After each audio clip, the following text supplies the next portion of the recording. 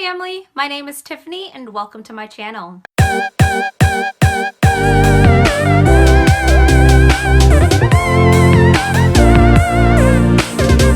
It was brought to my attention that the day after the debates, Angela Rye had an interview with The Breakfast Club.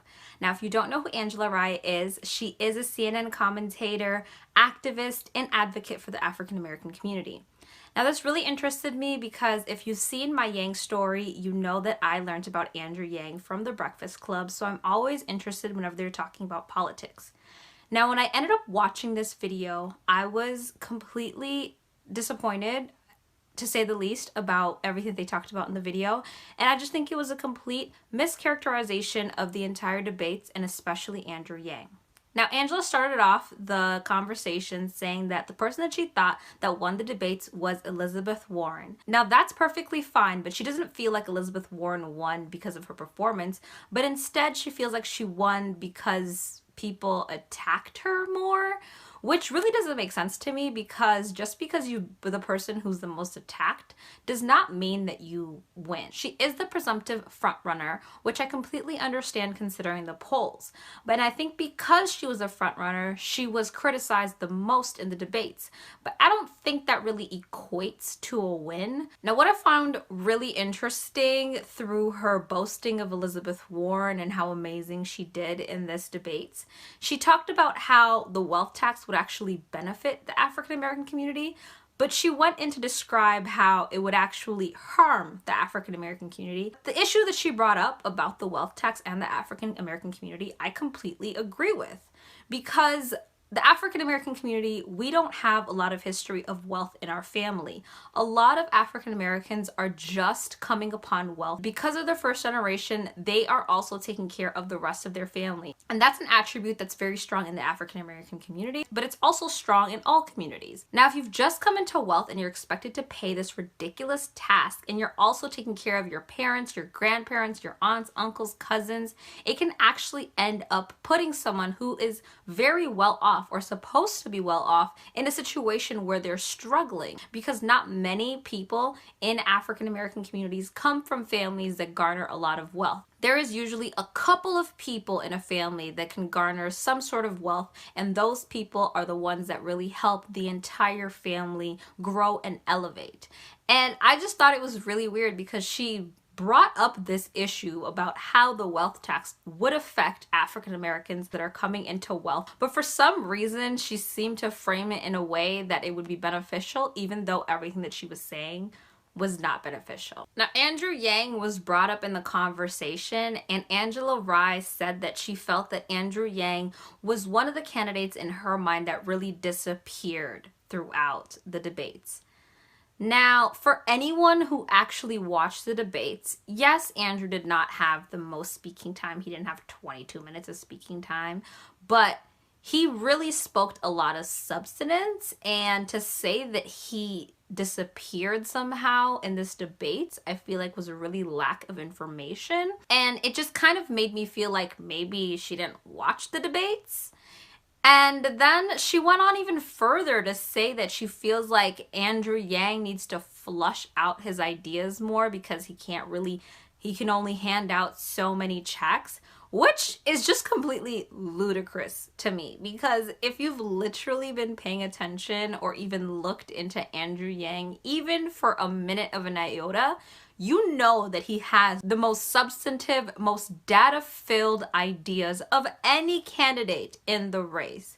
I mean, she says that Elizabeth Warren and her plans, and she really gets into it, and he needs to get to her level. I think that's just hilarious. I mean, Elizabeth Warren isn't even able to explain how she's going to pay for Medicare for all, but somehow her plans are more flushed out than Andrew Yang's, even though he has over 100 policies on his website. It genuinely makes no sense to me. Now, throughout this entire interview, as much as I didn't agree with what Angela Rye was saying, I'm in full support of everyone expressing how they feel, because I want to be able to disprove what your criticisms are about Andrew Yang.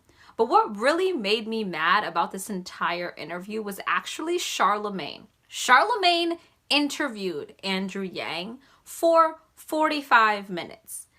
I watched that interview, and when I watched that interview, it had me convinced that this guy was different and that I needed to look into him. And looking into him is what led me to believe that this is the guy. He has so much data. He has so much evidence. He's not just pandering. He's literally talking about facts. It's his interview with Charlemagne and the conversation that they had that got me interested in him. Now, I understand Charlemagne endorsed Kamala Harris, and even though I completely disagree with his decision to do so because of all the candidates out there, I think that Kamala Harris is the person who's really painted herself as someone who is supposed to help the African American community, but she's actually going to do the most detriment to the African American community and use the fact that she is also a part of our community to get us to vote for her. I'm completely disgusted by her, but I know that Charlemagne has endorsed her, and that's totally fine. But what made me so upset about Charlemagne is that he decided to be snarky and comment on things that really don't make sense. Saying things like, Andrew Yang is Ant-Man. He's cool, but he can't lead the Avengers. I really don't understand what that means because it's really not based on anything. It's based on his feelings and his support of Kamala Harris. And if you look at Kamala Harris and how she's doing, her, Pete Buttigieg, and Andrew Yang are the ones that really fluctuate the most between that 4th, 5th, and 6th spot. So Andrew Yang's biggest competition to try to hurdle over at this moment is Kamala Harris and also Pete Buttigieg. So I'm thinking that maybe because he feels like Andrew Yang is pushing up on Kamala Harris, that maybe he feels like he needed to make a smart remark. But it just feels so unnecessary. And then to add insult to injury, he wants to say that he feels like 7 candidates should drop out. And one of the candidates that he names is Andrew Yang. And his reasoning for why Andrew Yang should drop out is that he's not gaining any traction. And I mean, I'm genuinely at a loss for words. What do you mean he's not getting any traction? He is one of the few campaigns that's actually been gaining momentum and steam throughout this entire candidacy. Like, it literally makes no sense. He's actually been growing steadily, like, since he announced. It's just that he had the least amount of name recognition, and because he had the least amount of name recognition, it's taking him a little bit longer, a little bit harder to get to where he's at. But if you see him in comparison to the other candidates, like, he's actually one of the few candidates that's been building consistently. Elizabeth Warren is the other candidate that has been building consistently. So if you're gonna go with the rationale that everyone else should drop out because they're not really gaining momentum, then the truth of the matter fact is it shouldn't be 5 candidates that are left in. It should really only be 2, which is Andrew Yang and Elizabeth Warren. The fact that he tried to say that Andrew Yang isn't gaining momentum, it just seemed so shady, so ill-informed for me. And this entire interview, how they were talking about the debates and how they were talking about Andrew Yang and their own opinions, I mean, they're allowed to have their opinions. I just don't like when they try to make their opinions somehow seem like fact. Like, hey, you need to drop out because you're not gaining any momentum, you're not gaining speed, nobody's interested in you. Actually, Charlemagne, Andrew Yang has jumped from less than 1%, and he is now coming in 7, 8, 9% in so many polls. So it may not be a lot for you, but that's a pretty significant jump considering the fact that Kamala Harris started off at one point at 15, 16%, and she's now at 5%. So if you're going to sit here and try to say that Kamala Harris should stay in the race, even though she's literally lost consistently, especially in Q2, I can completely sense your bias. I see your bias. And you know what? That's totally fine. Have your bias. That's what people like me are there for. It's to be able to check people like you who want to spit things that are their opinion, which you're allowed to have, but want to make it seem like it's factual. And that's completely false. That's where I have a problem. Everyone is entitled to their own opinion. Everyone is entitled to see who the best candidate is for them, whether or not I agree with it.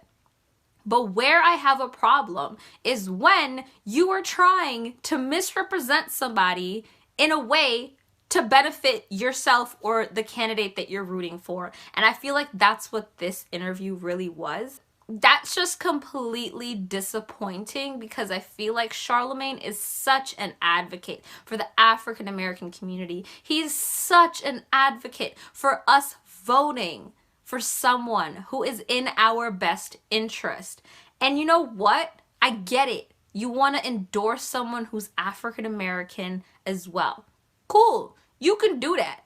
But if you have to choose between Kamala Harris and Cory Booker, Charlemagne, I would choose Cory. And Charlemagne talked about how 3 members of the squad are endorsing Bernie Sanders. And he asked Angela Rye, like, does that look bad for Senator Harris, considering the fact that these 3 women of color are not supporting another woman of color, but instead are supporting a white male? And I loved Angela Rye's response, how she said that, you know, that is a good sign that we're not voting on identity politics, that we're actually voting based on who we think is the best aligned with what we see. And even though I may have not agreed with a lot of things that Angela Rye said, I completely agree with that statement. We need to start voting based on who aligns best with the vision that we have for ourselves, our families, and America as a whole. But when it comes to our politicians, when it comes to the people that are going to be put in power, that are going to affect our lives, I am not going to vote based on what the color of your skin is, what your religion is. I am not voting for you based on those things. I am voting for you based on your plans for me and my family, your plans for me and my community. How are you going to benefit me personally? Because this whole voting for let's help so that we can trickle down and it lands on me eventually, no. I am voting in my own self-interest. And I suggest that you also vote in your self-interest. And just to let you know, Charlemagne, Andrew Yang made the debates in November. He is one of only 8 candidates as of today that have made it to the debates.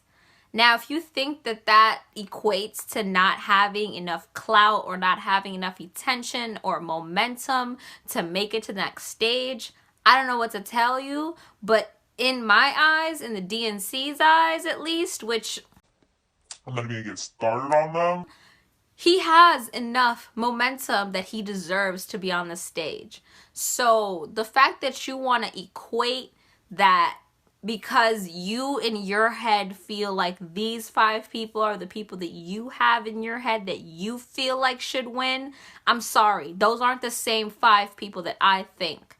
Actually, majority of the people in that list that you have, I don't completely agree with that would be the right person to lead our country. I don't like people based on their political history and the things that they say, not based on their ideology, not based on their race, not based on the group of people they appeal to, because that has nothing to do with me. Now, I ended up rambling a little bit there. I'm sorry about that. I just felt a lot when I watched this interview. I had to take a day after watching this interview before I could even film, just because of how strongly I felt originally. I feel like my feelings have really calmed down a lot about it, but I'm still very disheartened about this interview. I feel like it was a misrepresentation of the debates, and especially Andrew Yang and his contribution to the debates. And as a CNN commentator, I feel like Angela Rye should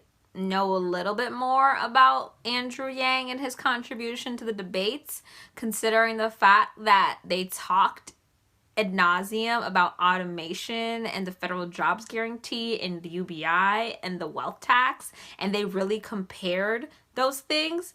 But again, everyone's entitled to their own opinion. This is my opinion, and I'm allowed to state my opinion. If you have a different opinion, please comment below if you agree with my opinion or if you would like to further expound on your opinion. Again, comment below. I would love to have a healthy discussion about how you felt about this interview. If you like this video, please make sure you give it a thumbs up. If you want to see the next time I post a video, make sure you hit that subscribe button so you can be notified the next time that I post. Thanks so much for watching. I appreciate you. You have a great rest of your day. Peace.